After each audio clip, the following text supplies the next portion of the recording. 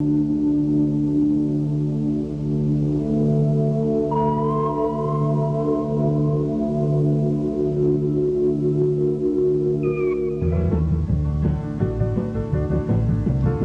dernière journée de cette semaine sur l'environnement fit intervenir des personnalités politiques influentes, tels M. le ministre Marcel Léger et messieurs les députés Denis Lazure et Jacques Beauséjour. On souhaita que cet après-midi d'échange ait valeur de renforcement, d'abord sur les préoccupations du pouvoir face aux problèmes de la région, et ensuite sur l'action poursuivie par le comité de citoyens.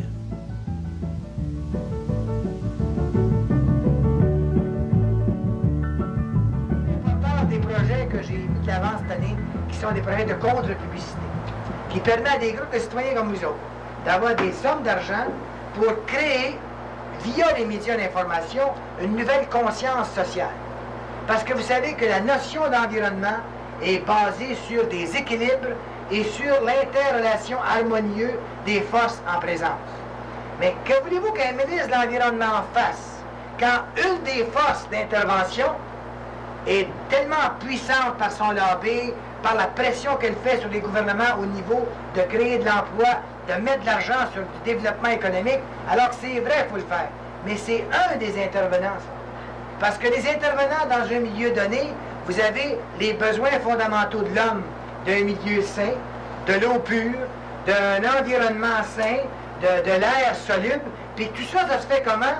Quand, à l'intérieur de ce milieu de vie-là, tous les intervenants le font à l'intérieur d'un plan global, d'un concept de société écologique qui dit qu'on ne peut pas détériorer un bien collectif puis appauvrir toute une collectivité pour enrichir un entrepreneur ou enrichir tout simplement un certain secteur de la population qui a besoin de l'autoroute à tel endroit.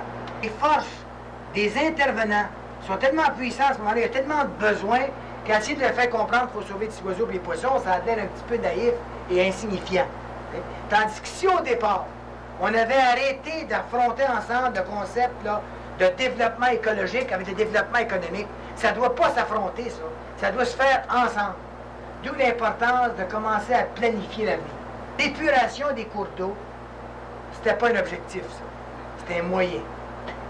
La fin, l'objectif, c'est l'assainissement du cours d'eau. C'est les usages qu'on veut donner au cours d'eau. Alors, auparavant, on mettait des sommes assez importantes pour épurer. Alors, ce qu'on faisait, c'est qu'on épurait des cours d'eau, on faisait simplement diminuer les égouts qu'on envoyait dans les rivières en faisant un traitement primaire ou secondaire, puis là, on déversait de l'eau un peu moins sale dans de l'eau qui était déjà toute sale. Il y a trois grands types de pollueurs dans un cours d'eau. Vous avez la pollution municipale, la pollution industrielle et la pollution agricole. L'élevage de porcs, l'élevage de poules, puis de tout ce que vous voulez d'animaux qui déjettent des purées dans l'eau.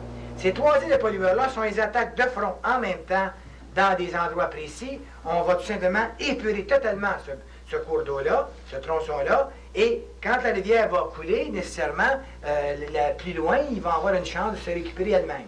D'où l'importance de tenir compte que l'épuration d'un cours d'eau, ça demande la participation de tout le monde. Le pollueur doit être pénalisé, doit payer, et le dépollueur doit aussi être aidé. De façon qu'on se sente tous responsables. Et non pas attendre qui c'est qui va tirer le premier. Il faut tout le faire en même temps. Et l'État va intervenir en tenant compte de la motivation que les gens vont avoir. C'est pas motivant pour une municipalité de traiter ses égouts. C'est motivant, par exemple, de s'en débarrasser dans les tuyaux. On dit, ah ben, je me débarrasse de mes égouts. Là, le traitement, ça ne me rapporte pas bien gros à moi. Donc, on a décidé de financer une portion des tuyaux à 76% et la portion du traitement. Les usines de traitement là, qui vont redonner de l'eau le plus propre possible au cours d'eau, elle va être financée à 90% par l'État supérieur. Un procédé qui demande la participation des citoyens. Donc, l'année prochaine, j'ai l'intention, et là, c'est le plus loin que je peux aller aujourd'hui, mais je pense bien que ça va être une bonne nouvelle pour vous autres, de préparer un programme d'assainissement des cours d'eau, de d'autres bassins.